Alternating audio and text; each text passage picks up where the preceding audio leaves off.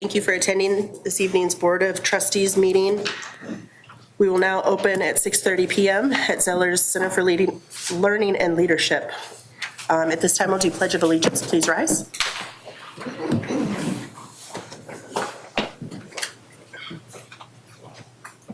I pledge allegiance to the flag of the United States of America and to the republic for which it stands, one nation, under God, indivisible, with liberty and justice for all. The Texas state flag. Honor the Texas flag. I pledge allegiance to the United Texas, one state, under God, one and indivisible. Thank you. You may be seated.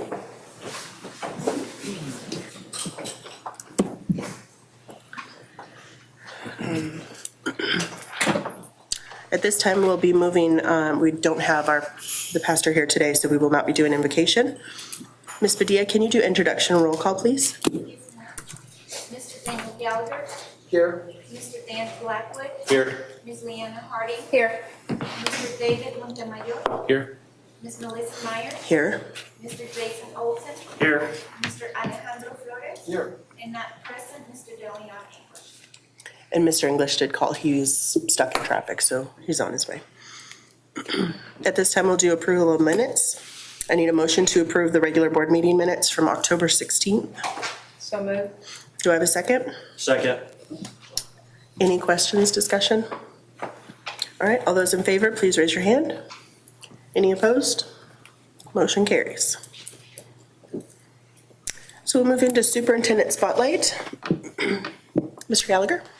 Yes, President Myers, it's always nice at board meetings to recognize our students, and we have the honor tonight to recognize some of our wonderful students at Little Elm High School. So at this time, I'd like to call our awesome principal.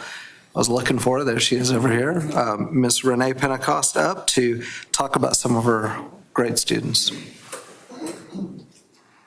Thank you, President Myers, Mr. Gallagher, and board.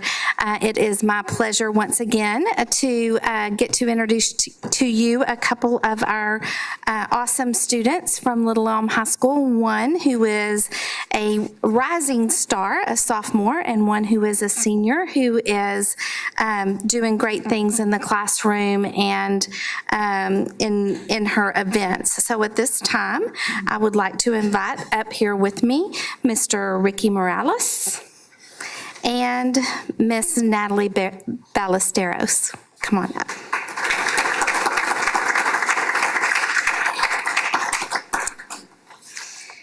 So I'm going to start with Ricky here.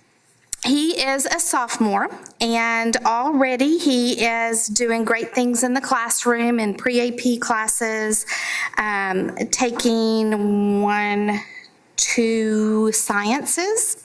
His ultimate plan is to become a cardiologist, so he has lots of science in his future. His dream school would be to go to Columbia, and he is working hard to get those grades to make that dream a reality.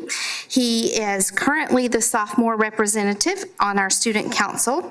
He is a member of HOSA, ACDEC, and TRAC. So the young man has lots of things to keep him busy and excels at them all. So this is Mr.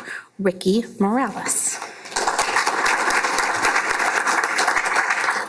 And if his family would stand, his mom and dad and sisters are here, and they came to be here for this proud moment for him. So thank y'all so much for coming out. We appreciate you as well.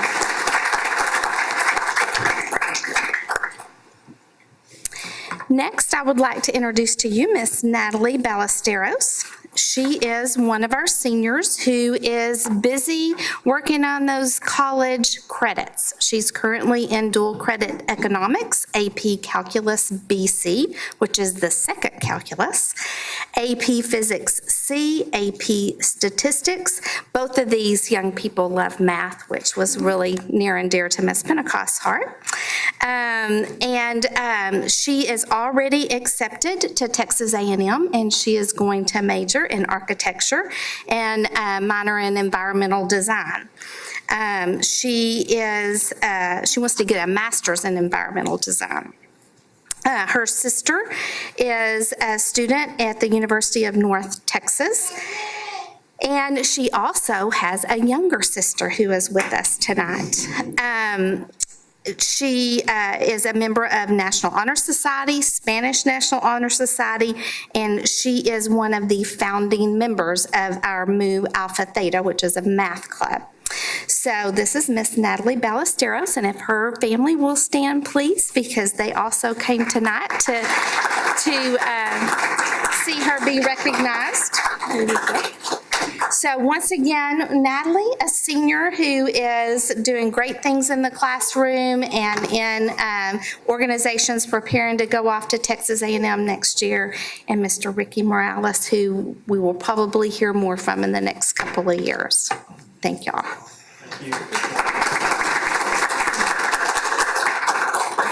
do you want to get? The hill? No.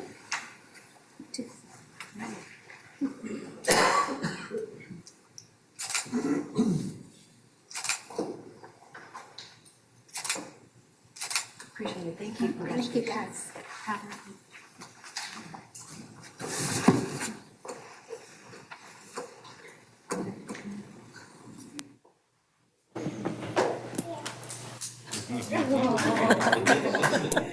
She's so proud.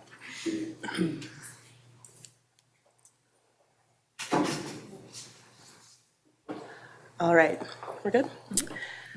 Well, congratulations to you both. Keep up the hard work. We'll move on to citizen input at this time. Ms. Padilla, do we have any? No, ma'am. Okay. All right, next up, reports of the superintendent. Mr. Gallagher.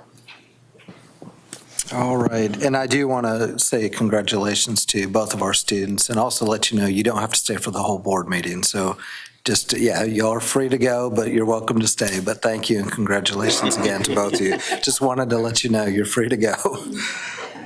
At this time, I would like to call. No, I won't. No.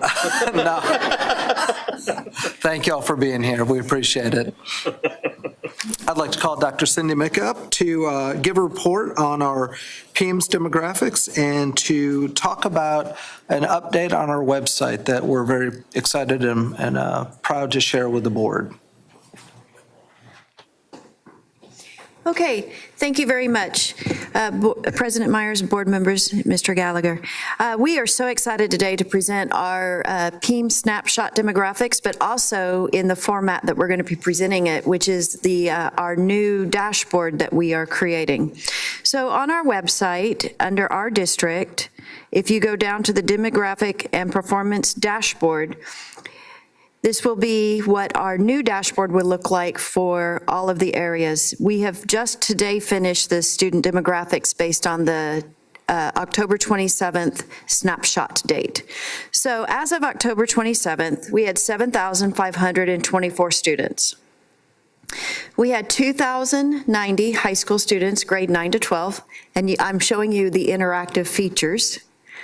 And then we had 1,664 middle school students, grades 6 through 8. That includes Powell, Prestwick, and the middle school, Lakeside. And we had 3,770 elementary students in pre-K through 5th grade.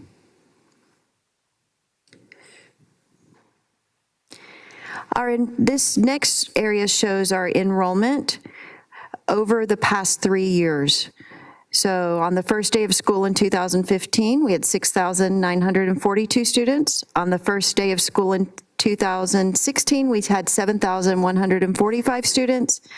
And on the first day of school in 2017, we had 7,311 students. On Snapshot Day, which is the last Friday in October, in 2015, we had 7,186 students. In 2016, we had 7,376 students, and in 2017, this year, we had 7,524 students. The data here is live, and it's kept in a Google spreadsheet, and once the Google Sheet is updated, it will update within 9 seconds on the website.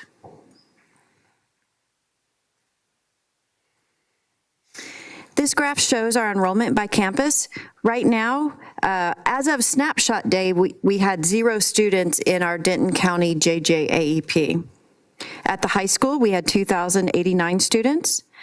At Lakeside Middle School in Powell, we had 1,337 students. At Prestwick Elementary K-5, we had 431 students, and at Prestwick 6-8, we had 327 students. At Brent, we had 691 students. Chavez, 713 students. Hackberry, 626 students. Lakeview had 587 students, and Oak Point had 722 students. This next graph shows our enrollment by grade, and you can see that our largest grade is 5th grade students with 618 students, and our smallest grade remains our 12th graders with 474 students.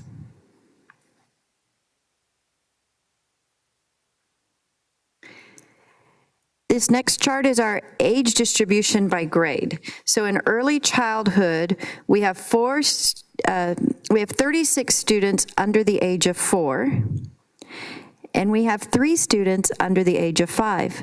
And then with this graph, you can either choose what grade, so if you want to know your 6th grade, you can choose it this way. We have 476 11th graders, and we have 128 12th graders, or you can slide through the graphs by using these control buttons. Yes, age, 12 years old. So in 10th grade, we have 339 that are age 15. We have 148 that are age 16. We have 21 that are age 17, and we have 6 that are age 18. So as you go through this graph, you can see what the age distribution is for each of our grade levels. And then we have enrollment by ethnicity. We have 0.01% actually of Native Hawaiians. We have 3% Asians, 4% 2 or more races. We have 16% African American, 38% white, and 38% Hispanic. And as you know from my past few years of doing the PEAMS report, we had always in the past been a higher percentage of Hispanics. Now we are even Hispanics and whites. Our Hispanic population dropped with an increase of our African American population. Our white populations percentage-wise stayed the same.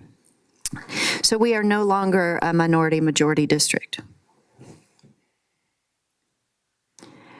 The next graph will show our special programs enrollment. We have right under 50% students coded as at-risk. And to be at risk, there are 13 indicators in the state of Texas. The most common ones that we see are English language learners, their LEP status, students who did not score satisfactory on a pre-K through 2nd grade reading or math screening assessment. We use MAP for that. Students who did not pass the STAR assessment are coded at risk, and then students who fail 2 or more subjects in a semester are coded at risk. Those are our most common ways to code at risk. CTE, this is the coherent sequence of courses. We had 28%. We have right under 3% for dyslexia, right under 43% for economically disadvantaged, right under 6% for gifted and talented, right at about 1% are immigrants. We have 18.5% limited English proficient, less than 1% are migrant. We have no students currently coded for pregnancy-related services, and 7.6% special ed. And then here I put in a graph for the 3-year trend, so you could see we have, this is the gold will be 2015, the navy 2016, and the light gray will be 2017 snapshot data. So this is for our Section 504 students. Our at-risk is declining. We see a decline in CTE, and Tony and I, Dr. Tipton and I spoke about this along with Brandon. And one of the reasons, there are several reasons. One, we pushed some courses that had been taught at the middle school back up into the high school, our health services classes, medical terminology. We had a lot of students that had been taking those classes at the middle school level, and those are now, we are offering those only at the high school. And then some other reasons is the CTE courses, instead of being half-year courses, are now full-year courses. And so those are some reasons why we saw a decrease in the percentage, but number-wise, student-wise, we still see a large number of students taking CTE courses. Dyslexia is almost the same across the 3 years for the trend data. Economically disadvantaged, we have seen a slight decrease, very, very slight, from 42.7 to 42.5. Gifted and talented, we have seen an increase. Immigrant, we have seen an increase over the 3 years. Limited English proficient, about the same. We saw a little decrease from 18.5 to 18.5, so almost about the same. And then migrant, we have very few students that are coded migrant in the district. And then pregnancy-related services, and we have seen a slight decrease in special ed from 7.9 to 7.6. Ms. Mick, I have a quick question. Yes.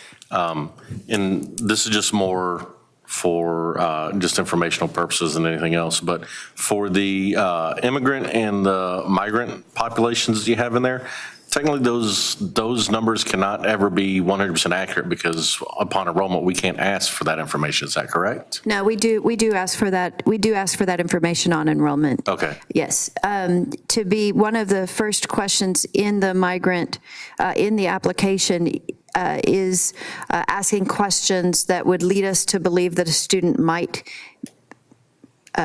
be migrant. And if they are, then that flags for our service provider, Region 11, to do a survey with that family to determine if the student is indeed migrant. Okay. And then immigrant, there are certain classifications which cause us to call a student immigrant. We had some students the other day that tried, they were trying to claim immigrant status coming from Hurricane Maria, but both of the islands that they came from are actually U.S.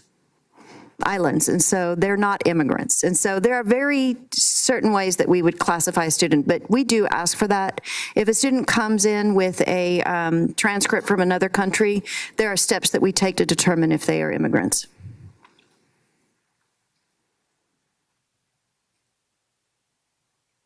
Economically disadvantaged, we are sitting at 42.48 economically disadvantaged. And then by campus, you can see our largest population is at Oak Point Elementary with 56.79%. And then our lowest is at Prestwick STEM with 7%.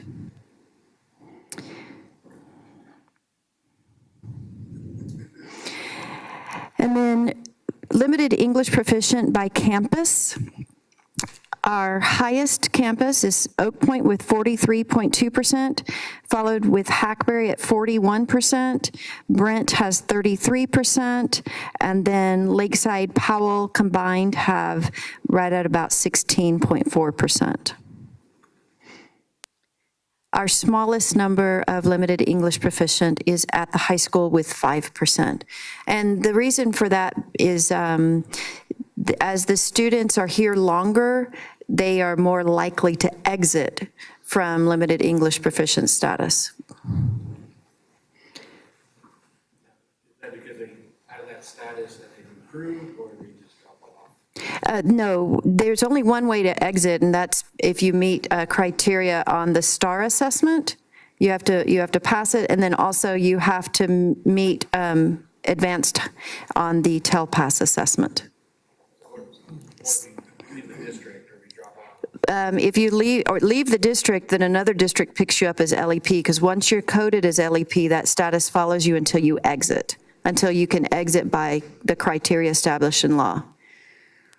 And then I guess if you homeschool, then you would drop off. But if you came back in, then we would catch you right back up at LEP status until we deem that you are able to exit. That's determined every year in May. And this chart here shows you how the limited English proficient students are served on their campus. At the high school, we serve them all in English as a second language. At Lakeside and Powell, the same. Prestwick and Prestwick STEM, Chavez and Lakeview, the only way that we serve students at those campuses is through English as a second language, either immersion or pull-out. At Brent, almost 19% of the students are served in bilingual, 3% are served in dual language, and 10% are served in English as a second language. You will see this number start to shift because we just opened the dual language program at Brent, and so that is only representative of our kindergarten students. At Hackberry, 3% are served in bilingual, 21% are served in dual language, and 15% are served in the ESL program. And then at Oak Point, 18% in the bilingual program, 19% in the dual language program, and 5% in the ESL program. So that's a quick view of our snapshot demographics and what our new dashboards will look like. This evening, I sent you an email letting you know that the student performance and the teacher dashboards would be updated with similar infographics with our new taper data on Thursday, November 16th, and I sent you the links to that. But we're waiting for the taper data to be released to the public. Dr. Mickey, can you briefly or very quickly show them what the old dashboard looks like? Yes. Really, it's not that old because last year, one of the things that last year, one of the things that we told the board we would do is put together a dashboard that the public could access with information on our performance, how we're doing across the district with our demographics. So this, what you see up here that Dr. Mecca is putting up, this is what it did look like. And I think you can see the difference between this and the program that we're now using. It's like night and day. It's much more appealing. It's easier to maneuver. And we're really, really excited about the new dashboard and just the ability that we have. And again, Dr. Mecca, I think, did you mention how you upload it and it changes every 9 seconds? Yes. So I've built every graph here that you see in Google Sheets, and that allows me, when I make any changes to it, it uploads every 9 seconds into the system that we have purchased, and then it automatically updates on the website. So every 9 seconds, the product is going out and looking at Google Sheets and seeing if there have been any changes made to the sheets that I've associated with each of these charts. And then Casey works on, once I get them finished, then she just embeds them on our webpage. So we're really excited. We've had the product about a week now, and we're thrilled. One additional comment I'll make about the product is we're also going to start using it on our financial transparency page. Mr. Anderson is going to be working on that with his team, and also Ms. Epps in our Human Resources Department will pull certain pieces of data that are important to include on there. So the more user-friendly we can make it for the public, the better off it will be. Any other questions? I think it looks great. Yeah, absolutely. Love it. Thank you, Dr. Thank you. All right, and I want to say thank you to Dr. Mika, also Casey Bain, for her work on the website, getting that up to date. So thank you, Dr. Mika, for that.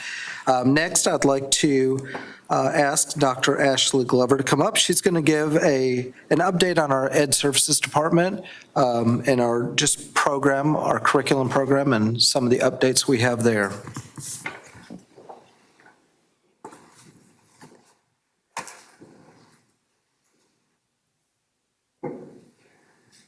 Well, while we're getting that loaded, President Myers, Board of Trustees, Mr. Gallagher, thank you for the opportunity this evening to share some great things about educational services. I told myself before I came up to make sure I stayed in a time limit or we'd be here till midnight, me telling you all of the things that we had going on. You likely have that right in front of you, so while we're working on that, we'll go ahead and jump in. So we do appreciate this opportunity. We serve currently 7,528 students, or as Dr. Mika in her fantastic demographic setup there, we know up to the minute. And so that's going to be a game changer for us. We also support 864 employees, 9 campuses, plus our alternative education campus. The reason I share that with you is our department has the opportunity to serve everyone in Elm ISD.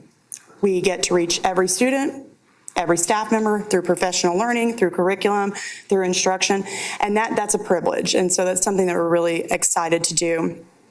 You'll see at the bottom, should you choose to feel compelled to do this, a tweet-worthy moment, Ed Services supports each student and educator across Elm ISD. Just, in case you're, what can I tweet out that's so great about Ed Services? There's some helpful hints for you. We might, we very well might. I was going to be a Lobo crowd. Hey, that works as well. That works as well. Any of that works. So you might see some little helpful hints throughout that will be great. Okay. So one of the major things that we focus on is continuing to build our guaranteed and viable curriculum. We're doing a continuous improvement through understanding by design. And the basics of what that means is it's backwards design. We start with the end in mind. What do we want the learner to know, to internalize, to accomplish? And then we go backwards on where should we begin in order to reach that final destination. The second piece you see is Gantt charts. Something that's really important to us is that we share with our principals, our staff, whomever may have a question about that, is when will certain areas of the curriculum be revised? Because we already have our curriculum in place, but we're going through and we are increasing the rigor through the backwards design. What that means is instead of identifying, it's a very basic example, instead of identifying, saying, what is this? It's a plant. Now we ask, this is a plant, where does it grow? How does it contribute to its environment? That's increasing the rigor. That's really taking the information and learning more than what we see at face value. So as we continue to do the backwards design, that's what we're looking at. We're building on the great things that have already been developed in our curriculum and our scope and sequence, and we're making it more rigorous and even more relevant for our students. And so we're very proud one thing that we needed to do is take the great curriculum and build upon it by bringing it into one place. And so historically speaking, as our teachers would look for different things, they had great resources here and in a couple of different places. So what we did is we looked at our Canvas learning management system and we brought together all of the pieces in one place. And so our staff can go in, they can see any type of curriculum or scope and sequence. If you teach U.S. history at the high school, you can still see kindergarten. Moreover, you could even see 8th grade. You could see where they're coming from to know this is what students may be arriving with. This might be an area that I can improve. This may be an area where I can extend and build upon. So we were really pleased to be able to share that with our teams, even as we are continuing to revise it. It is available for them now. And so we also have all of our instructional materials available, and that's continuously updated throughout the Ed Services Department. And one thing I want to add, Dr. Glover, with the Canvas learning management system, when Dr. Glover and her team rolled out the changes in curriculum, that it would be located in Canvas, first people that she rolled it out to were the principals in this room. And when the principals, after a long day of training, and the principals applauded, I knew it was a good system and it was a good choice and That was a a good good day. decision. That's a good day. It was a good day. Thank you. And so also a part of that is we make that available to all principals to see, as Mr. Gallagher mentioned. But beyond that, there is an area of this particular, of our educational services landing page that's for administrators. And within that, it is more Gantt charts when information will be coming out to their teachers. So when a teacher says, well, when will this particular curriculum be revised? When will we go through the rigor process with that? A principal can easily look and say, this is when it will be. And also they have a lot of our processes and procedures that we keep internally that are really important for educational services to share. And so it's not documents floating around, it's just in one place. Okay, all righty. I was so excited, I forgot my clicker. I had to go back for it. All right, the next part to share with you, I know that Mr. Roberts shared with you at our board workshop in October about the expansion of our STEM. And we're pretty excited about this. The expansion is going to have opportunities across all elementary campuses, and we'll have a supplemental engineering curriculum. There'll be learning experiences, hands-on opportunities through Makerspace, and it will be embedded throughout the day. Something that really means something as a person who not only has taught in our district, but has other personal experiences with the instructional process in the district, is looking at the Makerspace because they create, invent, and learn.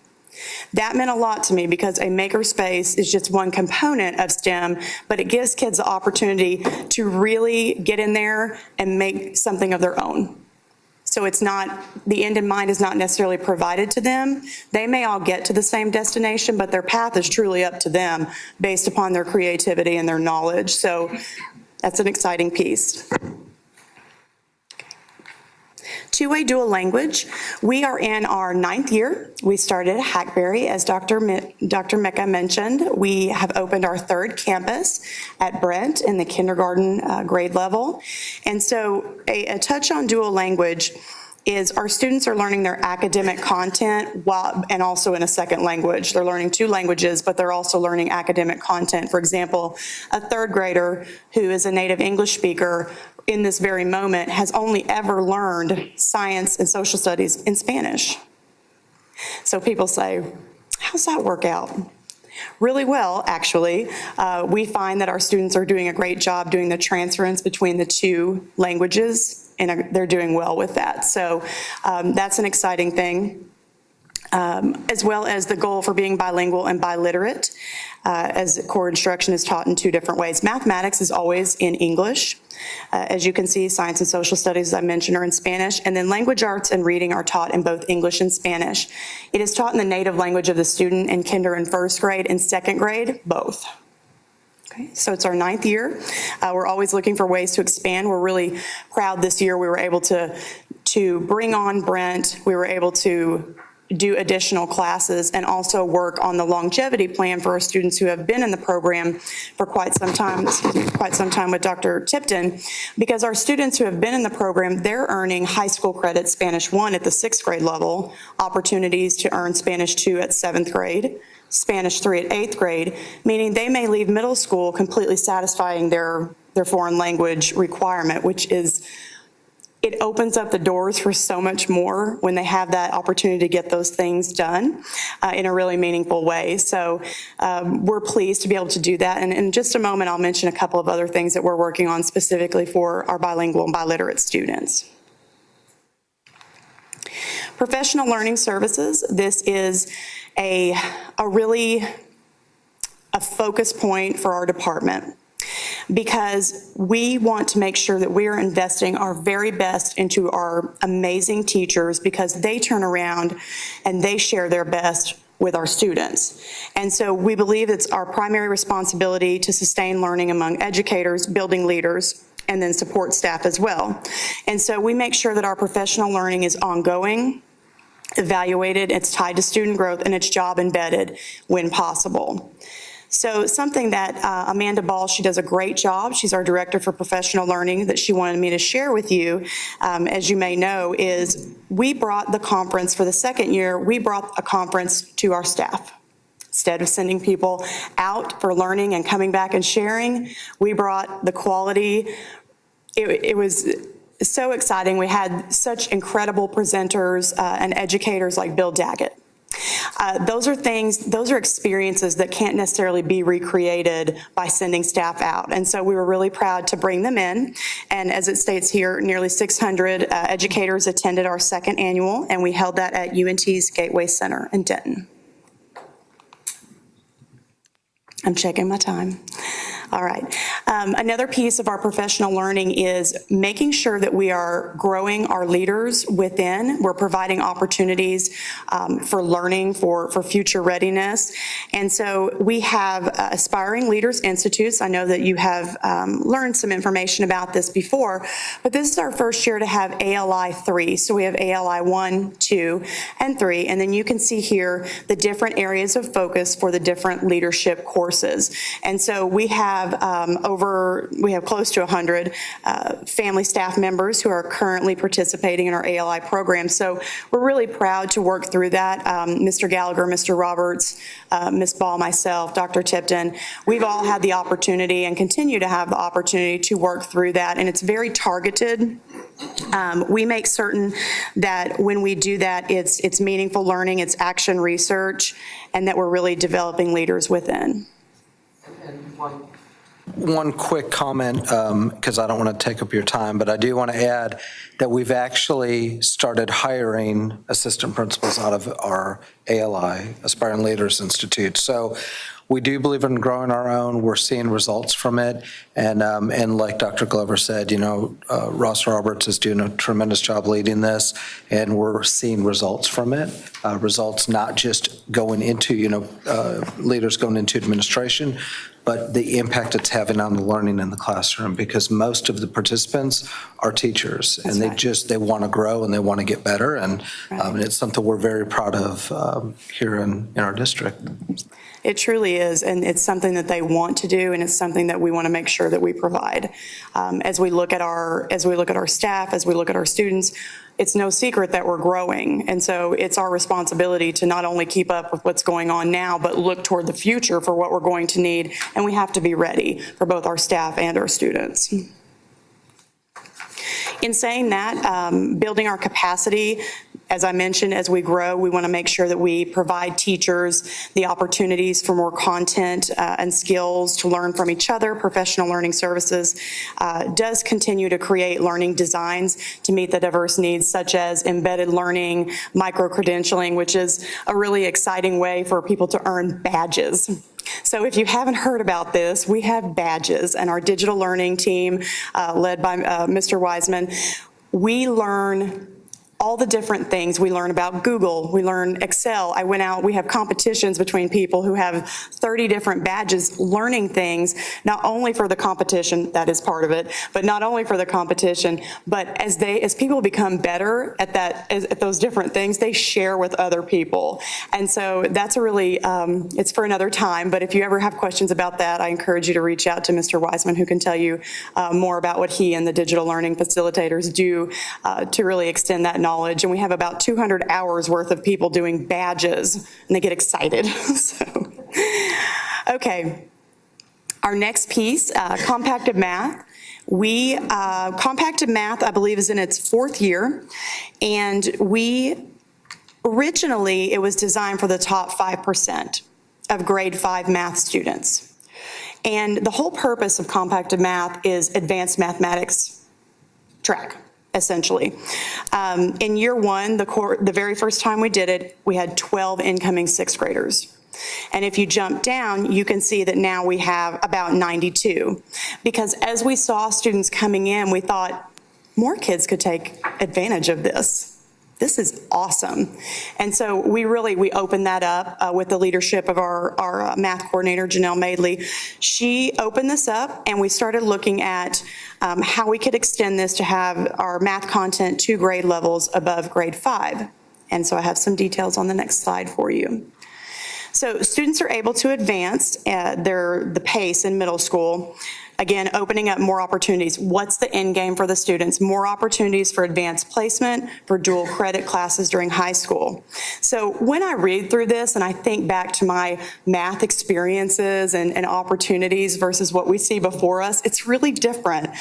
We look at this and we see students complete sixth grade math content self-paced in the summer before sixth grade. They are provided support by Elm ISD teachers, math teachers, as well as our coordinator.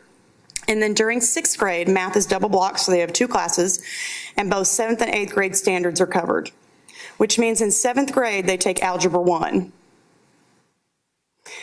In 8th grade, I say that because I recall when I took Algebra 1, it wasn't in 7th grade. In 8th grade, students have the opportunity to take geometry. And so when students go into 9th grade, they're in Algebra 2, and so they have the opportunity to earn up to 15 hours of math college credits through dual credit and AP courses. That is future ready. That's preparing our students for what's now and what's next, and that's what we want to make sure that we do. Okay, I feel like there's so many things. I promise I did reduce it down as much as possible. Career and technical education, working with Dr. Tipton to share that we have over 2,600 students in our CTE programs in grades 7 through 12, and we have 22 different individual programs of study. All of these have a 4-year pathway and a capstone course offering advanced or practicum level experiences. Again, for future ready, you'll see we have students who are involved in internships and practicums at FC Dallas, Texas Legends, the Little Elm Police Department, Medical City Frisco, and other exciting locations. And so that only continues to grow as we're able to offer our students not only the technical and logistical knowledge through coursework, but also the actual practical experience that can be provided only through these type of internships. So the exciting piece I mentioned earlier is we are partnering dual language and CTE and offering in 2018-2019 Spanish language pathways in international business, bilingual education, and Spanish concentration in healthcare. I'm pausing for effect. Okay, and so in doing that, we're really trying to open those doors for students who are learning in 2 languages, students who are learning, even in students learning in 1 language, have those internship opportunities, and they also have specific places that they can go, that they can plan for moving ahead. Again, if you feel so inclined, hashtag Awesome Lobos or whatever that is that you mentioned earlier. At Chart Your Course, this is just a shout out for Dr. Tipton and Ms. Clover. CTE and Special Populations did reveal the new Table to Go food trailer. I know that you've seen a lot of information on that, but that is new, that is different, and that is for our kids. And that's why we're here. And so when it pulled up, it was very exciting. And that's an opportunity that our students have here that maybe other students don't have in other districts, but we have it here. So. And then to share with you, I know that Keisha Brown had the opportunity to speak with you in September, but I just wanted to touch on a new term you've heard me say a couple times about life ready. We say college and career, you hear that all the time, but something that I've been saying and our department has been saying is life ready. And so the goal is to make sure students have the opportunities to see about higher education. This past weekend, under the leadership of Ms. Brown, we had a college road tripping, is what it was called, to SFA, and though I don't have the number in front of me, multiple students, they filled up a bus with a parent or guardian, and they went down to SFA and they got a tour, and they had an opportunity to experience life a little bit down there and to see what all was available. That's just not something that happens every day for every kid. But here, under that leadership with those opportunities, as well as some other options, students do have that chance for that exposure. When we look at our college-going mindset, we have both the Pioneer Promise from TWU as well as the Eagle Advantage with UNT, and the programs offer automatic admissions for students in the top 25 and 20% respectively. And then again, the way that we prepare our students is college tours, our Go Center, which actually comes to us at our high school, our junior and senior parent night, application workshops, and you can see that there are many other ways that students have opportunities to look at future readiness. Okay, and we have just about 2 more things to share with you this evening. The LINK project, you probably have seen some information on the LINK project. It's spreading, and the mission for the LINK project is to bring together the gap between academics and the social, emotional, and healthy well-being of the whole child. So the project aims to develop them through increased physical activity, and the way that that is done is through 4 different breaks of 15 minutes throughout the day of physical activity or unstructured recess, which I will show you momentarily. And it was implemented at Hackberry, Oak Point, and Chavez in the previous school year. And now, as I mentioned, it's at all elementary schools, and it does provide those recesses, and students are able to come back in and be ready to learn. So we're continuing to grow that program.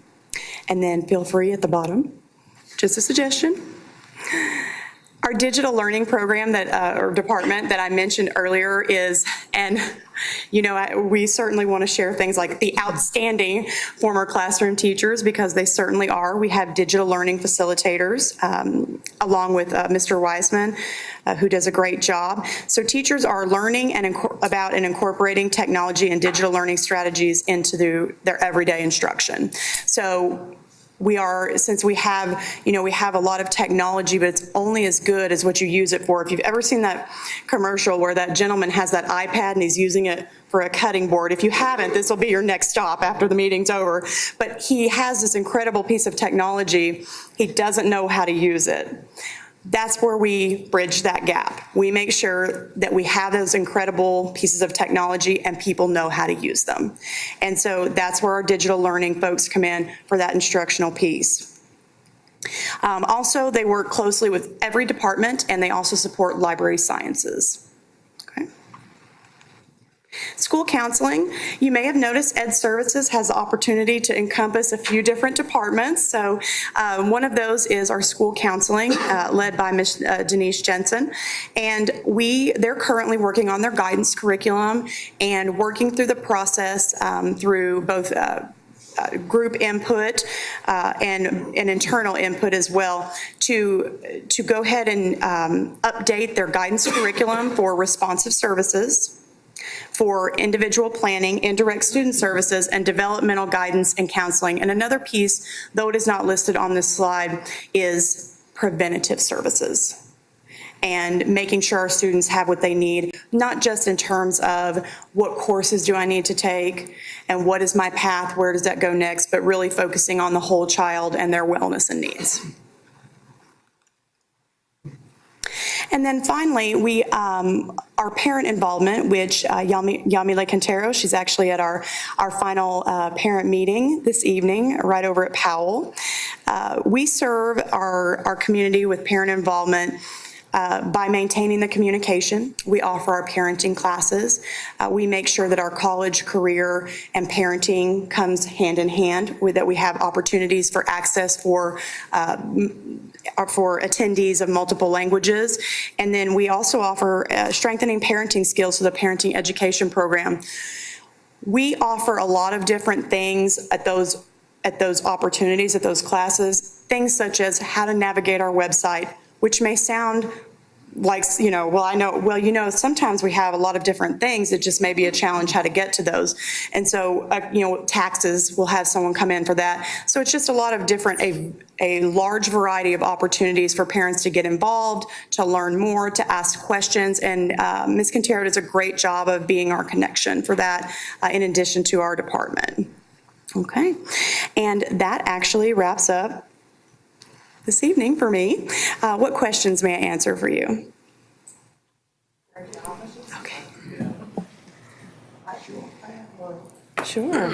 On the dual language. Yes. Do we have opportunities to grow that any further? I know that you had mentioned, I think it's Hackberry, Oak Point, and Brent now. Yes, we certainly do, President Myers. So what we will do is each year we'll continue at Brent. Right now, Oak Point and Hackberry are K through 5. And in fact, Oak Point has 2 sections, so we wanted to make sure we could get as many students in for that opportunity as possible. Though Brent currently has kindergarten only, each year it will go from first, second, and so on and so forth. And so we will get to the point that in a few years, the bilingual opportunity offering for any student would be two-way dual language.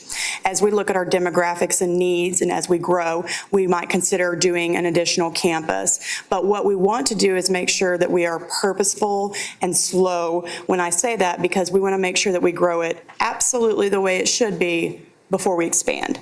And so that's why we've grown Hackberry and Oak Point, and that's why we started with Brent. So we will definitely keep an eye on that. Typically, what we would do is we would grow it within an existing campus before we'd open another campus, just so we make sure that we get it right. Gotcha. Okay, thank you. Our ultimate hope and goal would be to have it expanded across the district. Absolutely. And hopefully, we will see that at some point in the future, but Dr. Glover's correct that we want to make sure that we expand it at the appropriate pace so it's successful. Yes. Successful for our kids. Perfect. I just have a quick comment is, my daughter actually does attend SFA, and she was very excited to see the group of kids. Unfortunately, she said she was busy with her marching band practice, wasn't able to go say anything to them, but she was excited to see all the little Elm kids Oh, there that's this great. weekend, so. That's great. They really enjoyed it. My child included, so. Any other questions from the board? Actually, one other one for me. I know, I'm sorry. No, that's great. For ALI Yes. and for professional development, will that incorporate STEM training as we move forward and bring in the STEM focus to the schools? And I would honestly, for all ALI 1, 2, and 3, we incorporate most everything that we're doing. As soon as we have finished articulating our STEM expansion, that is something that we can look at as we look at other programs too, and we build it into that leadership. Because as we're growing the opportunities for our colleagues and for ourselves with them, we want to make sure that they have a full understanding, because as Mr. Gallagher stated, we have had some leadership positions develop from within, and we want to make sure that they do have that STEM knowledge, the dual language knowledge, and things of that nature. So that's definitely something that we can include. Okay. Thank you. Ms. Glover, I do have one more question, and it's about the ALI also. Okay. And this is kind of a question that I had previously, a couple of years ago when it first started. I realize that it's primarily for people on the education side, but has there been an idea or a possibility of expanding that to potentially all staff members? It is I mean, everywhere from child services to environmental services to paras. Absolutely. Pardon the interruption. I got going there. It's actually open to all of our staff. We Okay. do have 2 specific, I can think of off the top of my head, who reside in our facilities department as well as our child nutrition department that have participated in ALI. That's a great question. And we welcome them. We welcome everyone from the different departments. The perspectives are incredible. When everybody gets in a room, it's really interesting to listen to all the leadership things that those people bring from the different departments. Yep, that's great. And just one last comment. I want to thank Dr. Glover for her work. As you can see, Ed Services is a very, very big department. It encompasses pretty much everything. I mean, it's a huge department, and we laugh a lot about that because it does seem like it's, and I've described the curriculum department as the heartbeat of the district, because you have to have a solid curriculum department, but Ed Services encompasses much more than just curriculum. So I want to thank Dr. Glover and also our Deputy Superintendent Ross Roberts for their leadership, because the improvements that we're seeing with the structure of it, with the focus, with our goals, our plans moving forward, we're seeing some great things happen. So I want to thank Dr. Glover and also Ross Roberts, our Deputy Superintendent, for their work with our Ed Services Department. Thank you. At this time, I would like to invite Rod Reeves up to discuss our high school additions and renovations to give us an update. Thank you so much, Superintendent Gallagher and board members. Just here to give a quick update on the Little Elm High School additions and renovations project. And so hopefully the clicker will work. There we go. Oh, hey, slow down here. Slow down here. There we go. So Just remember, this was a total project cost of $21.5 million. You know, the bond just passed, which is a little bit more than that. And so as we go through this, you can see what we went through for 21.5. And so you can imagine, just multiply that by how many million that we have there. So that's right. So I just want to have a kind of a picture here. January 2017, this was outside the existing dining area. And so you see like, man, there's no way you're going to get done. I don't know how many times we heard that. There's no way we'll get done. This is August 2017. And so that just kind of shows you, and I'll go over some thank yous of the team members. It just goes to show you the teamwork that we had on this job. It was amazing from top to bottom. And so remember, that's about 7.5 months. And as I go through this square footage, I'm going to show you that the amount of square footage that we did while kids were in the building, except for a couple of months during the summer, is unbelievable. So just a quick overview, kind of 5 sections. Administration area, we added 2,000 square feet as a new entry. We did a secured vestibule, which we added a new reception area, along with some offices and conference room. We renovated about 8,000 square feet of the existing areas, and we included new carpet, new paint, new furniture, updated technology services on that. If we look at our fine arts addition, we added about 6,000 square feet for that new, fine arts, or that band hall that we did, along with some uniform storage for our color guard over there, along with uniform storage. If you got on that uniform storage room, it's ginormous. And so it's for those new uniforms that we purchased, which is fantastic. We also renovated the existing ensemble room right here, along with the existing band hall and choir room. And that's new carpet, new paint, and new technology.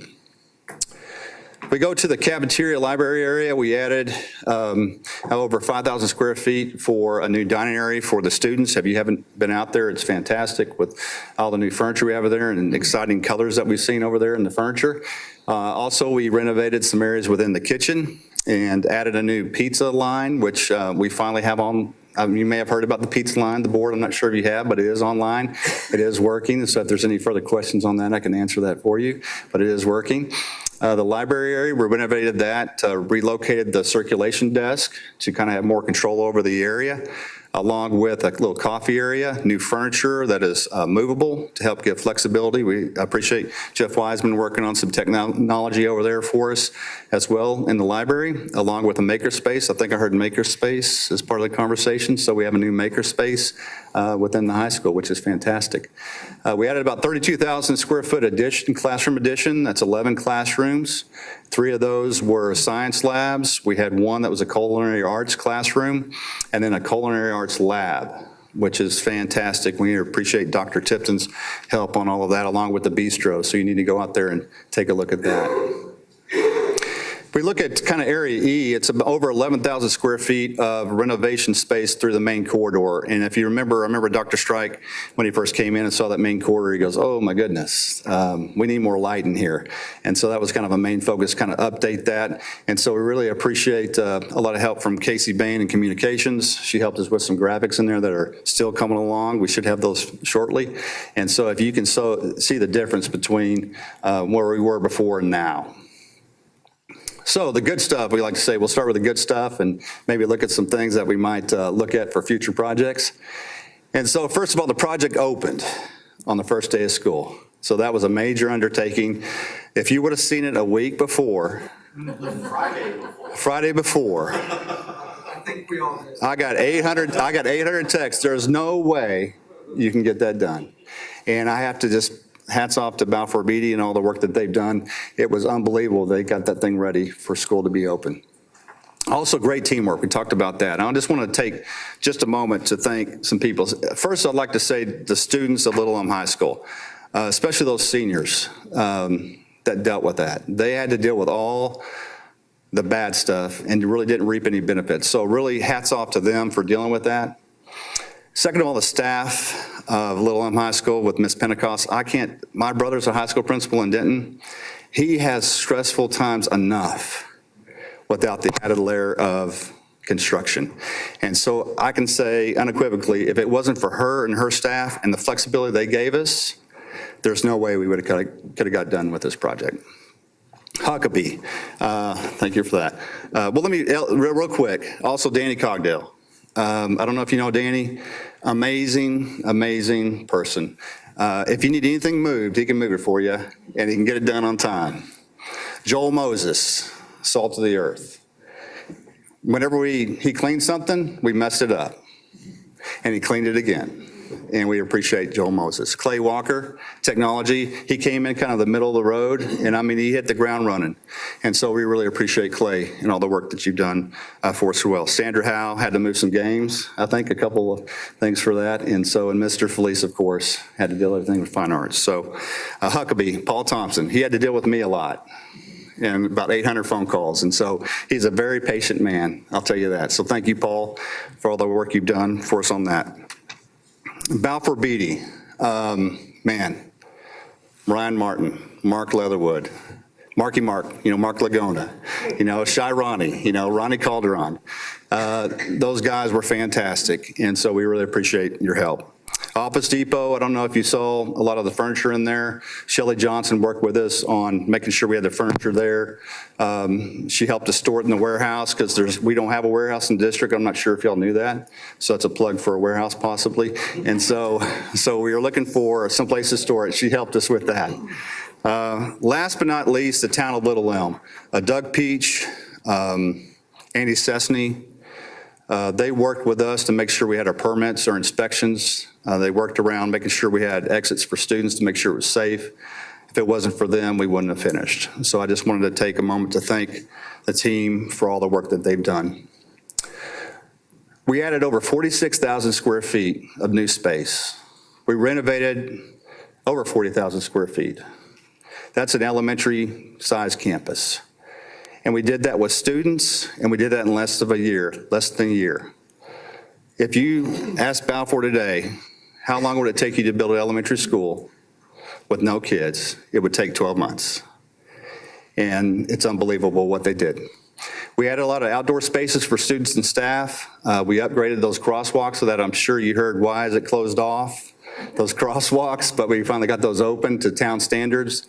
We worked on several areas of the building. That was really complex because we had to move where students weren't at. And that just kind of prolonged the process a little bit. If nobody was there, we could have attacked it all at the same time. And I really want to hats off to Huckabee because this plan includes future expansion. So not only did they think about what we want now, they thought about in the future. So we're not kind of ripping things up. So hats off to Paul Thompson and his team for working with us. I hear all the time, that baseboard's not finished. The paint railing looks terrible. It keeps coming off. And so we have an issue status summary report that we meet on probably a weekly basis to go over those things. And so Balfour lists all the subcontractors and the punch list, we call them punch list items, those items that we see could be deficient. And so what we do is we go and look through all of those. If we take a look at all the punch list items that we have, we are 90.1% complete with all punch list items. Now that doesn't mean that we still have to paint the railings, fix a baseboard, fix some carpet in the front office, but 90% of it is completed, just to let you know. Continuous improvement. There's a couple of things that I think that we take a look at. One is the process, probably if we started a little sooner, would have been better to finish maybe in the summertime so we have time to move in. Just give us more time for design, work out those kinks. We had to work out a lot of kinks during the project and it made it more difficult on pricing and things of that nature. And second of all, Mr. Gallagher just kind of forced us to look at how can we value our teachers a little bit. And one aspect we looked at was instead of our teachers having to move their own things, we had a lot of central staff helping us move. We appreciate their help. But we're looking at hiring a company for these moves to make sure that we move those boxes for those teachers. We help them pack it, we help them move it. They're getting ready for school. And so anything we can do to help support them, educate our students, that's what we're looking at trying to do and have value to them. And so that's something that we think that we might want to add for the future projects. And on that note, that was quick. I'll answer any questions. Go ahead, Mr. Flores. All right. Kudos to everyone that you mentioned. Absolutely. It's a lot of work in a very short time frame. But mostly to Ms. Pentecost and all of her teachers and staff there. I mean, they were moving at the very last minute and they were just shifting from one room to another. So kudos to them and all the work that was done. The punch list, that concerns me, right, as well as some of the design. I'm kind of OCD, to be honest with you. And as I walk the hallways and I see carpet going this way, and then I see a conference room where the carpet goes this way. And I kind of spoke to some of the guys at Balfour Beatty, and that's the way the design is. So maybe we need to really look at those designs before we start laying that carpeting or before we start doing things. You know, there's a wall over on the west side on the up. It looks like it never got finished, and they put this whiteboard on there. I don't even know if it's been That's on done the or punch not. list still. Still like that? Yeah, there's a glass marker board that's coming in place for that. So. It's kind of odd. All right. But again, kudos to everyone. Thank you, Mr. Flores. I will say that there is a list that Ms. Badie will send out to the board of just some of the things Rod had provided over. I think a couple of the items, and it was funny because I wouldn't have even thought of this, but we talked about it earlier, keys for new doors. You know, I don't think you guys had keys to get into some of the doors at first. So it was, oh yeah, you get new doors, you have to have a key to it. So those are things that I would love, you know, for us to think through, especially as we're building, you know, new middle schools and that type of thing. What's that? Yeah. One advantage, and as you were talking about the movement of the teachers, one advantage that we're really going to have with the two middle schools is that we can build them without students in them. So That's true. I know this is something that, that when we work with our, you know, architect and the construction company, it's going to be, I don't want to say it'll be seamless, but we won't be dealing with a lot of those issues of moving into different parts of the building. So I think that will help tremendously. And I'm in agreement with Mr. Flores about carpet. We want to make sure it all goes the same way. I think the only other item I had was just on, and I'm not going to critique anybody's decision because obviously it was made, but just the you and I talked about it. Yes. The booths. Yes. The color scheme. Yes. In the cafeteria. Yes. Now, if you're happy with it, I mean. Well, she's not that's- happy. Okay. I just, for me, it was kind of like, Yeah. that looks weird. Well, but I will say that Mr. Anderson had a great idea and to bring Casey Bain, you know, with our communications department and our branding. And so, you know, he helped us create a committee to make sure for all future projects that it matches our colors and different things like that. So they'll be working directly with our architects to make sure that we avoid some of those color snafus. So. Well, and I know you mentioned you may have some savings, but if there is a way to look at, you know, if there, some adjustments can be made or something different can be brought in, I don't want to spend more money, but at the same time, you know, making sure it's right We want to for make the sure it's kids. done right. Right. Sure So, will. just a thought. Thank you. Any other questions from the board? I did have a real quick comment. You had mentioned earlier, you know, you wanted to thank the seniors from last year. I actually did hear from my daughter and several of the seniors that graduated last year that they really like the new school. They're really kind of bothered that they don't get to be in it.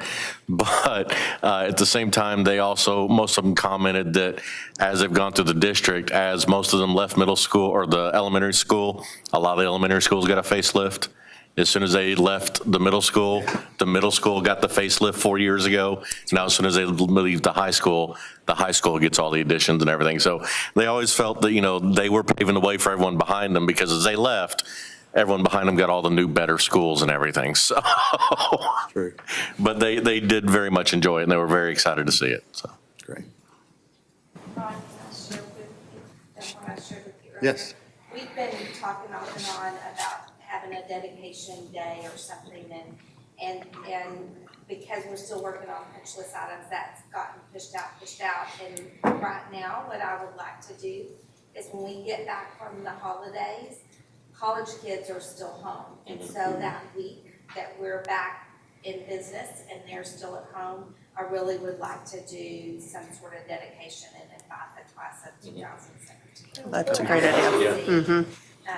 All the finished product of what they went through. That's a great idea. Well, and I think you said what's the drop dead date? November 22nd for the punch list to be completed? That's a great point. So contractually, Balfour had till September 22nd to finish. So they finished ahead of schedule just because they knew that kids were coming. And it takes typically 30 to 60 days, depending upon the type of punch list item, to be completed. So that would be November 22nd, around Thanksgiving time, where we're looking at it. So we're right on schedule, even though it may not seem that way. It seems like things are taking some time, but that's about typical for what you'd see in a project. Will that be landscaping and everything too? as far Yes. as- Yes. Okay. And I believe I provided a list of some things that may push past that, I'll because they provide still that to need to the be board. inspected by our consultants to make sure that they meet the drawing specs. And so if there's any revisions from that, it could push back on landscaping past that a little bit. Okay, so that will help then if most everything is done before that. Okay. Great. Any other questions from the board? All right. Thank you all so much. Thank you, Mr. Reeves.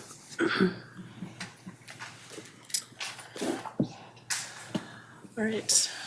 At this time, we'll close, excuse me, we'll go into closed meeting.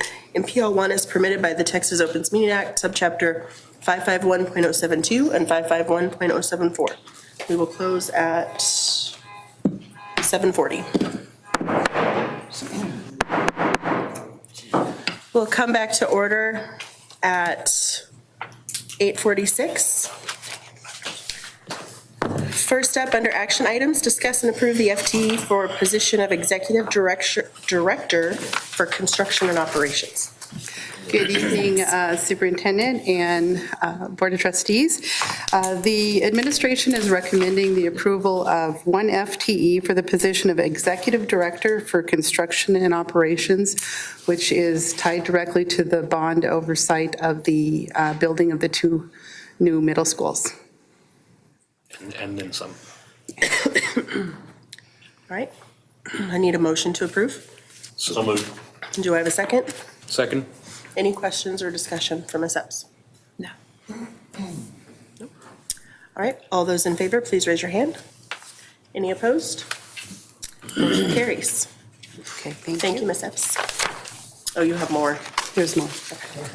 Next up, discuss and approve special education paraprofessional FTE. And again, the administration is recommending the approval of a special education paraprofessional to support the increased enrollment in special ed courses. And so we feel that one paraprofessional will assist in supporting to meet the need of the current enrollment. I need a motion to approve as submitted. So moved. Do I have a second? Second. Any questions or discussion? Just, where is this in that you're going to be housed? At the middle school. Any other questions? No. Okay, all those in favor, please raise your hand. Any opposed? Motion carries. Thank you. Thank you, Ms. Epps. Next up, discuss and approve Little Elm ISD contract summary report. Good evening, President Myers and Board of Trustees and Superintendent Gallagher. As you're seeing in front of you that you have a contract summary report. And on this, we only have one item, but we have two vendors. Little Elm ISD went out for a request for qualifications for real estate services. And during the procurement process, we got two submissions. And we're recommending awarding the bid to two different real estate companies. And one is Remax Lakefront and the other is Stafford Team and Keller Williams. And the administration recommends approval of the Little Elm ISD contract summary report as submitted. Do I, excuse me, do I have a motion to approve as submitted? So moved. Do I have a second? Second. Any questions? All those in favor, please raise your hand. Any opposed? Motion carries. Next up, discuss and approve financial reports. This is our financial report for the period ending September 2017, and the budget amendments include all amendments through October 2017. And we really did not have any major budget amendments in this submission.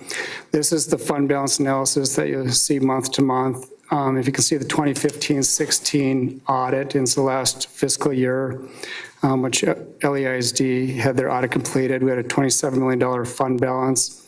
And in 2016-17, our audit is being completed, and our auditors will be here at the next board meeting to present the audit. And I'm recommending, or I'm estimating right now about $742,000 surplus that'll be added to our fund balance. And you can see our discretionary fund balance is estimated about $3.4 million. And the proposed, we have a few budget amendments, and our proposed amendments are netting to zero with, so it's not having any impact on our fund balance.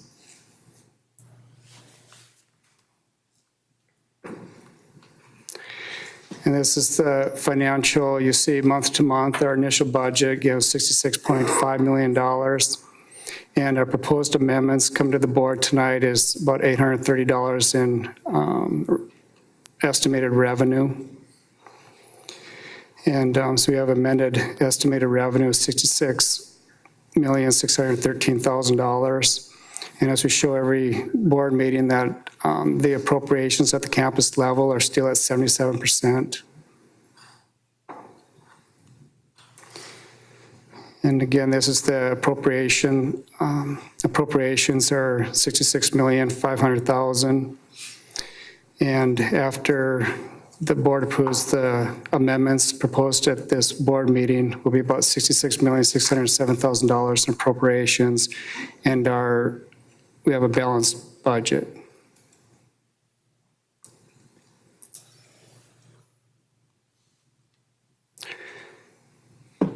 And this is just our budget to actual summary for 2017-18 budget. Again, $66.5 million. We've realized $3.5 million in revenue, so that's about 5.3% of our total estimated revenue. Our expenditures were about 11, almost 12% realized. And so just currently right now, we have a outflow of cash about $4.4 million. And this is our cash flow. Beginning cash was $46.9 million. And our net cash investments as of the end of September is $2 million. And we're ending cash balance of $44.9 million.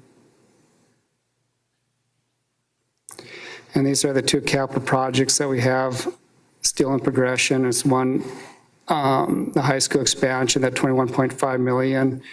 Your year-to-date expenditure is about $19 million. We have $2.4 million to pay out. And then the transportation operation facility was estimated about $7 million. We have a year-to-date expenditures about $476,000. And so you can see our project balance is about $2.6 million. We transferred in $2.7 million out of last year's general fund balance to fund this project. And I'm estimating about another $2 million, $2.2 million, and $2.7 million to complete the project.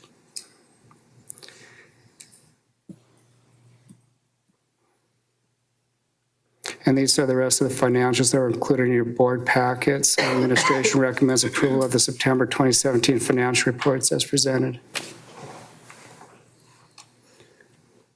I need a motion to approve financial reports as presented. So moved. Do I have a second? Second. Any questions for Mr. Anderson?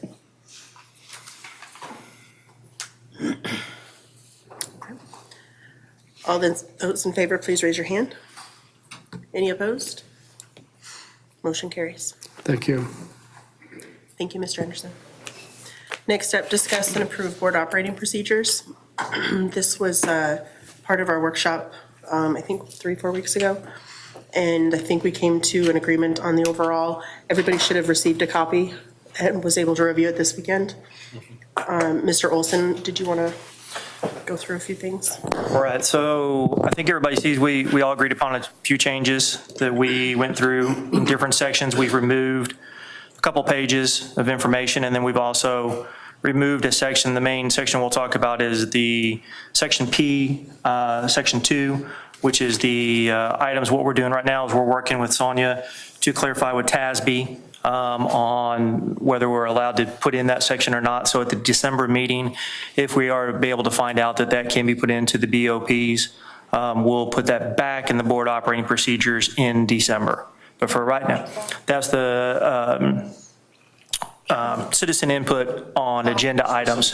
Specific agenda items, the citizen input, as long as we find out from TASB that we're able to do that, then we'll be able to put that back in the December meeting to amend the BOPs. But otherwise, from the board workshop, everything is in there that we had agreed upon and all the notes I'd written down.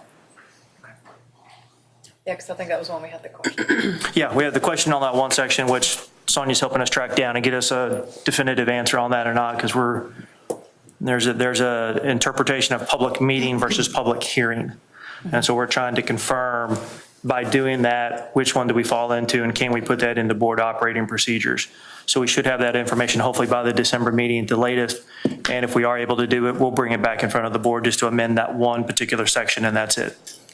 Otherwise, everything else has been changed in here. Okay, the only other question I had was on the board calendar. I know Mr. Gallagher and you said that you had some ideas. Did we get that any further, or, because it's not in the one in board book, was it in the other one that you sent? The board calendar that said like finances in August and.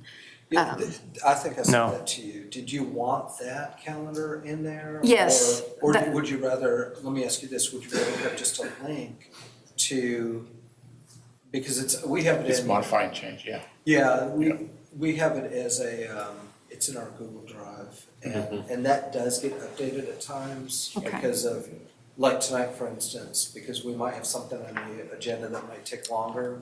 So ahead of this meeting, we might pull off one of those presentations that might have been on there. So do y'all like that as a link in there, or? Well, I think the initial idea,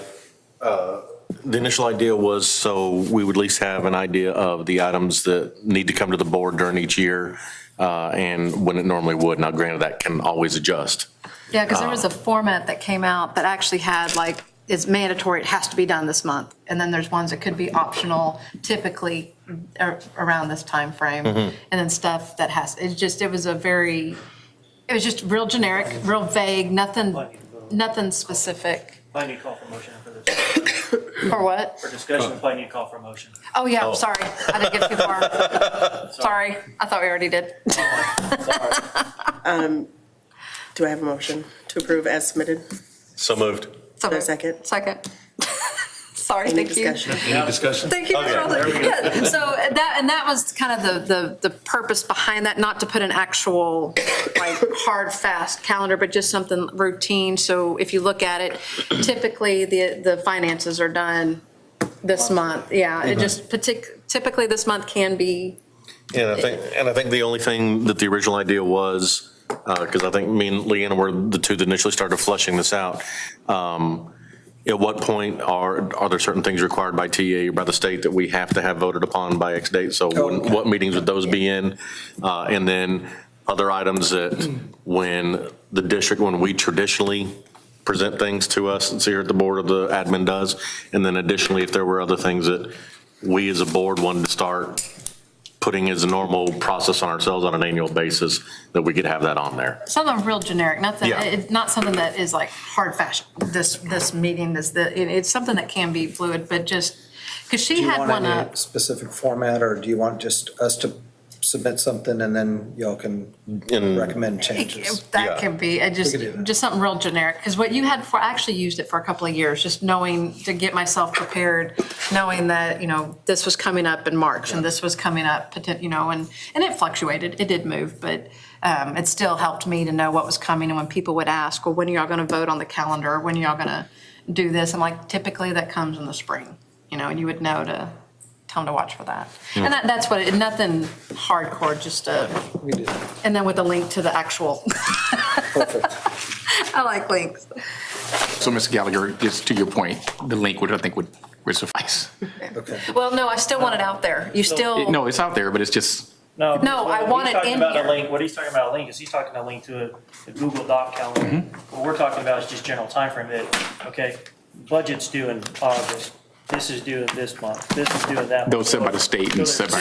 Yeah, so there's two. You've got the Google Doc link, but you're also going to have a quote generic event calendar for each month of what things we're generally going to try to do in each one of these months. So especially if we're trying to plan something, I can say, oh, you know what? July is super busy with this state requirements.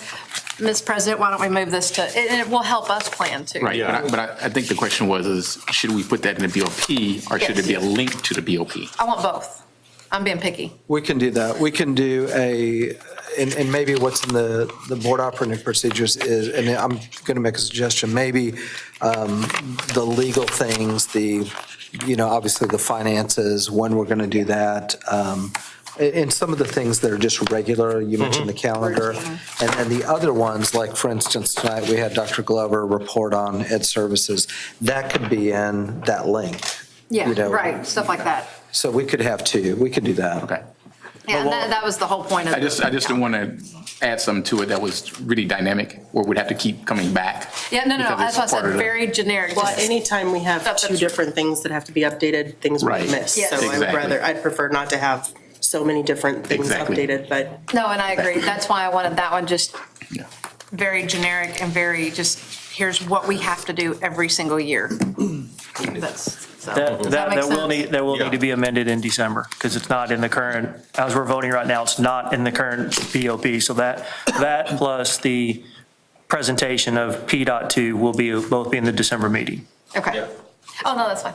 Okay. I want to make sure so everybody knows we're voting on it as is, and we'll put the calendar and the citizen input in December for all the specific agenda items. Okay. any other questions? No, ma'am. I'm done. Okay. Alex? Oh, I thought you were sure. Okay. Sorry. All right, I need, raise your hand if all in favor, please raise your hand. I'm starting to get really tired. Okay. One recused. I'm sorry? Mr. Flores recused. All right. Did I say any opposed? Okay. Yes. Okay.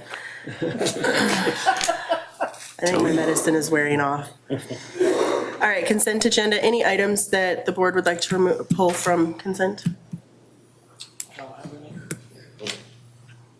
Okay. Then I need a motion to approve as submitted. Do I have a second? Second. Any discussion?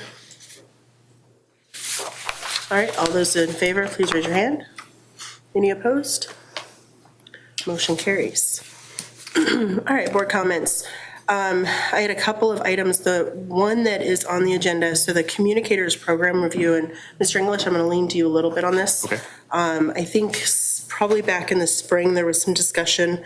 There used to be a communicators program where it was a group of organizations in town, so HOA presidents, any town officials or church pastors, leaders in the district would come to a quarterly, if not more frequent, Quarterly event. event to meet up and hear about information about the district, what's going on, what are some upcoming events, what's new, that kind of thing. So Mr. English had presented, I don't remember when this was, to kind of bring this back to fruition. I think we wanted to kind of bring that to the board to find out, what, if anybody had any questions on that, how we could maybe revamp that program a little bit. Yeah. So I have a small, let me do this. I did create a PowerPoint, just kind of talking about it a little bit. For interest of time, I'll have Sonia send the PowerPoint out to the board so they can take a look at it. It's very short. I think it's like 5 or 6 slides. And then we can come back and discuss it. So it gives people time to. Sure. Chances. Would you want to put it on maybe the December agenda? That's fine. Is that? Yeah. But in essence, what it is when we originally started the program, one of the things we had was people would come in and some of our pastoral leaders would come in and we would get the discussion about what was going on in the district. At the time, me and Ms. Roberts spoke about what it would look like going forward, and more of an outreach program where we would more or less go out and outreach versus them coming in. The reason why we said that was that as it kind of progressed on, we've seen a drop off of people participating because everybody's busy and they're doing certain things. So it'd be easier if we went out to be and to speak to people about opportunities that are out there and what's going on the board and answer questions in the community. This goes very much back to when we talk about particular issues that are coming up or things that people want to know. As a board, one of the things we want to make sure we do is we're out there in the community, we're talking to people, we're being involved, and we're participating. We have that right just like anybody else. So the idea there is, to get the list of individuals, the PTAs, the community events, et cetera, and being able to go out and visit those. Board members being able to select and say, hey, I would not mind going to visit the American Legion, for example, and speak there and answer any questions they may have there, or going to, local club or any other events that we have out there, and being able to do that. So this is really about us being able as a board to go out and reach out to the members of the community. One of the problems we had in the past is that the previous board didn't do it. And that causes a problem because people believe that the board's not reaching out to them because they don't have a chance to speak to us. Because the only opportunity they really have to speak to us is one-on-one, or if they don't get us one-on-one, they can come in here and listen to what we have to say, but really that communication, that dialogue needs to be in place, right? And if we can't have that dialogue, then that's what things, we don't build that relationship and that trust in the community. So that's what this really is about. Okay. So if you develop that, have that for the December meeting? Yeah, and I'll have her, I'll send over Sonia, I have her send out the PowerPoint presentation. Okay. So she has that already. Okay. Does that work for the board? Yes. All right. Thank you, Mr. English. The other, a couple things that I just had down, and then I'll move on to other board comments. I believe it was on the last meeting, there was some discussion on remote board meetings. I think it was brought back up.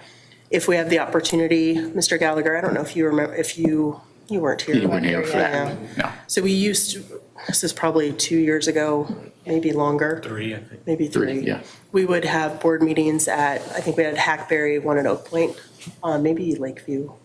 We did Oak Point, Hackberry, and Prestwick. Oh, Prestwick, that's right. So the thought was to take the board meeting out into other schools and have it and see if we can bring in some of that, the local, that community in that neighborhood in for our board meetings. I don't know if you've had any thoughts on that or. No, I would if anybody's brought that to say, you. my initial thought is if it's simply a board meeting, I would recommend if we do that, to tie it to another event. Because if it's simply a board meeting, I'm going to be honest with you, I don't know if we would draw people, even though it's, even though it's in their neighborhood. I think it needs to be tied to another event, something happening at the campus. Like, for instance, at the high school, when we did the charter course would have been a great one. If we can tie it to another community event, I think it would be wonderful, and I think we might have a real opportunity to bring more people, get more people involved. If it's simply a board meeting, I'm not sure if that's going to draw people out, but I do think if we can look at some events that we're having and tie it to an event on that campus, I think we might be able to do something really cool there. And maybe it's when you highlight one of those schools, doing your superintendent's highlights. If you're highlighting Prestwick, then we have it out there, right? Yep. My only That's it. concern would be, now that we have the live stream and some of that, we would lose those options for the meetings, so. We shouldn't, right? The more I think about it now also is, we do pull in a lot of the participation from those campuses by the superintendent highlights. I mean, as seen by when we have a student, student choir or something present. Oh, yeah. But now, again, going right off of the program that, Mr. English is going to send us all about, and I think that would probably cover the getting out to those communities, because we could pick events at each one of those communities, each one of those campuses to do some of these communicator programs. So I think that might give us the visibility and then not lose the functionality that we have at the board meetings themselves. And then we could still pull in, so we would reach out to groups in those communities and things like that. and then still pull in the parents and stuff through the superintendent highlights. That's a good point, because one thing I had thought of, and this goes back maybe a year ago when I went and toured Prestwick, they did their morning announcements that had the green screen, and they did that whole, you got to, the students actually got up and did all the announcements, and they had the fun interactive.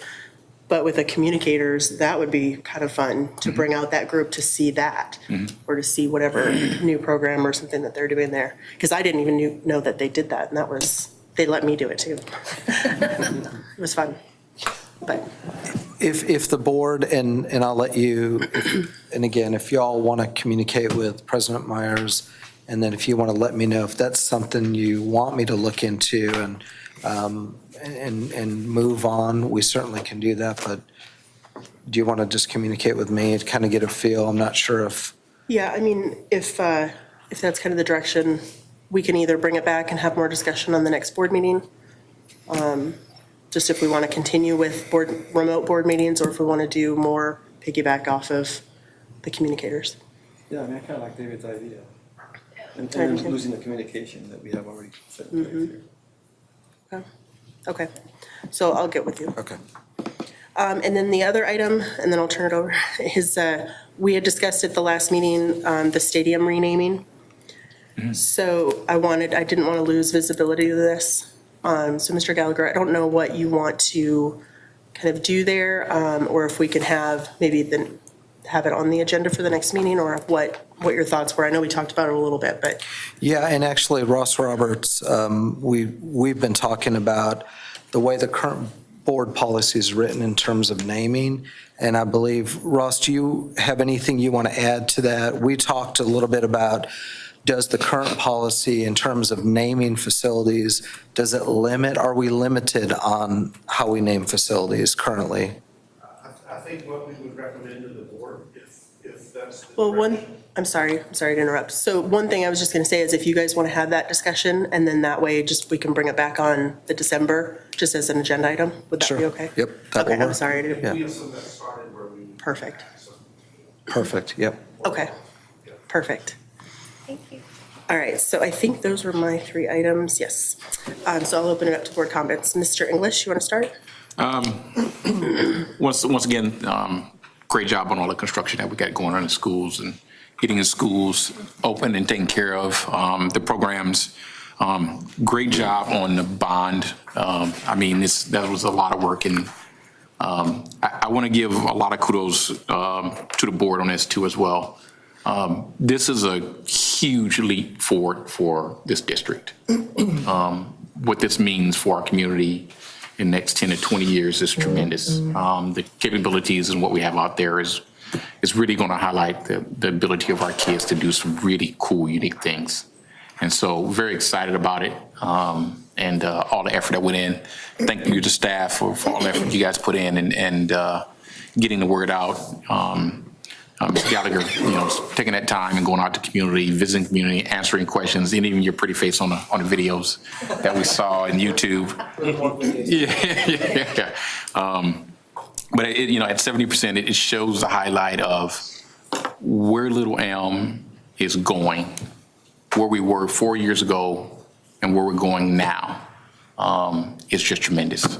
It's just tremendous, and it's just it's heartfelt. Thank you very much, because this is just I'm extremely ecstatic and happy with this. Just thinking, wow, 4 years ago we didn't have any bonding capacity. We weren't sure what facilities we even need to develop or what was needed in the schools, how we were going to take care of schools, what programs are available, what our kids are going to be graduating their capabilities to do, and now that clarity is in focus. So thank you very much. Mr. Flores? Yeah, he kind of mentioned what I wanted to mention, but I think I want to say a special thanks to Mr. Gallagher for, those presentations were difficult at times, and you did a wonderful job up there.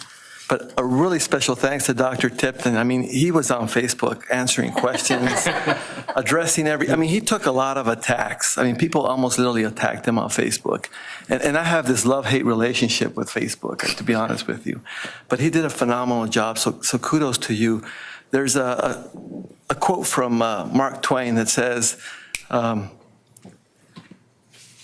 keep your mouth shut or something to that effect, and let people think that you're a fool instead of opening your mouth and proving it, right? And you see a lot of that on Facebook, even though we've done presentations, we've done postings on Facebook, we've shared all the information, you still see a lot of misinformation out there and people making comments about that. So kudos to the whole team, but especially to Dr. Tipton. Just a couple of other things. You know, when I was seeing Dr. Mika's presentation on 500, almost 600 kids here in the 5th grade, I think it was, do we have the capacity from a graduation perspective to be at UNT 5 years, 6 years from now, or do we need to start considering or thinking of another location? Because that's a lot of kids if we're getting close to 600 students. Oh, for the college, for graduation? For graduation, right? We got 7 years. Seven years? My graduating class was 598. We were at North Texas. Okay. Denton ISD uses UNT. Well, when I was at Allen, I think the smallest graduating class we had at Allen was about 1,100. Yeah. So we fit into UNT. Yeah. Okay, Yeah. perfect. So Perfect, we're good. I'll just remind the board, you can bring up items for discussion, but we can't have the discussion, they're not on the agenda. Perfect. Yes, Madam President. Thank you. Thank you very much. Thank you, Mr. It Flores. was just a comment, but everybody. I know. I'm not gonna blame you, Mr. Flores, I'm gonna blame everybody else. Mr. Olson. I'm sorry. Just want to bring back JROTC. You know, this is something I brought up several years ago. And I remember distinctly, maybe a year and a half, 2 years ago, there was a program that was presented. It was like a cadet program or some kind of other program that we had discussed, and we were told that we could implement this cadet program until we were able and ready to bring in the JROTC program. So I'd like for us to take a look at that again. We can bring that back in December. Yay. Sorry. It's important to me. It really is. Thank you. Thank you. Mr. Olson. I guess the same as always. Kudos to staff for everything. Just remember 2.5 years ago when I was running for board, you know, one of the things I ran on was facilities. And it's very nice now to see that $239.5 million, being able to go into it and 2 brand new middle schools and everything else we're going to be able to do for the school district, for the kids, to be able to provide a great learning environment going forward for the next 10, 15, 20 years. It's going to be awesome to see that. So thank you to staff and everything you've done for it. Balfour Beatty for the high school. They've done an awesome job. If y'all haven't been by, please go stop by. I mean, that was a well-spent $21.5 million. And other than that, once again, I'll bring it up because I know I have talked to Rod about it. We mentioned in passing in the hallway, the electric car charging stations. I know Rod has gotten some information on it, so I know another 30 days is more than enough, and with the holidays, he's doing nothing but working anyway, so he admitted that. So we can quote him on that, but I would like to see that on the December agenda, please. That's it. For the Teslas. I can't afford one of those. I'm thinking the Priuses and all the rest of the Nissan Leafs and stuff like that. No, 500, 200 down homes to get more. Thank you, Mr. Olson. Mr. Montemayor? So I also just wanted to thank administration for all the work that went into organizing the meetings and everything. Also, Dr. Tipton on, how present he was, how available he was to answer questions, putting out the facts as necessary and as asked for, but also just, the countless other just citizens that were out there, literally knocking on doors, pounding pavement, passing out flyers, putting out signs, everything that kind of goes into the process. I wanted to try and name them, but I knew I'd end up leaving half of them off, and I didn't want to do that. But I think everyone knows who those individuals are and how integral that was. Even the people that didn't agree with everything that was being done, it added to the discussion. And then also to highlight the fact of how the plans did change even during those presentations process, just goes to show that the district doesn't just sit on a plan and say, well, that's the plan, so be it. It's always, critical of, okay, this was the plan because those were the circumstances at some time. New information comes up, new perspectives, new eyes, et cetera, et cetera, et cetera. And that process isn't going to change with the passage of the bond either. You know, everyone will stay vigilant and critical of that, you know, and everything with the eye of making it better for our students. So I do thank, you know, Superintendent Gallagher for that, and in advance, the administration for the continued work that will continue to go on to make sure that those $239.5 million are spent wisely and to the, you know, most full effect to every student of our district. That number sounds so dang big. Thank you. Ms. Hardy? Pretty much the same thing. I want to echo everything that they've said. I do want to point out how frugal you guys were with getting the facts out. Cecilia, you did an excellent job with the videos. So I wanted to make sure and point that out because you really, really helped us get that out there, get out a lot of the facts and put it in. People don't want to read articles. The videos, I think, were they really were needed, and they were extremely valuable and very, very useful. So I wanted to thank you on that one. But again, just thank you guys, everybody that was out there. I know a lot of y'all spent a lot of time and hours probably not compensated. So thank you again for your time. And you brought up my point for the naming. So thank you, Ms. Myers. Mr. Blackman? Short and sweet, ditto. Thank you. Thank you. Mr. Gallagher?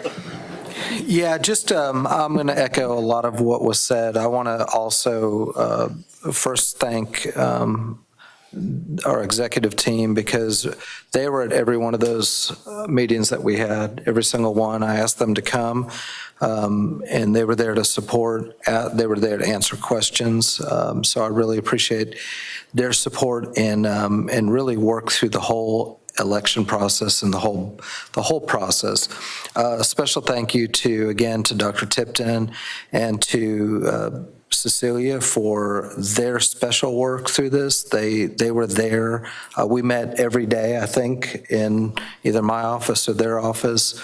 And you know, I said to Dr. Tipton, I was like, I don't know what you're going to do after the bond passes, because we were talking every night just about. There were nights he would text me at 11 o'clock, I've got this idea, but he's still texting me late at night. So the work continues. But no, just the incredible support we received from our team, but also a special thank you to the board for your vision, for your support through the process. Under Dr. Strike, when this started, you all came to every single one of those long-range facilities planning committee meetings, not as members of the committee, but as observers to listen, to learn, and just to be there to support. So we're in a very special time in Little Elm ISD, and I've been telling a lot of people this.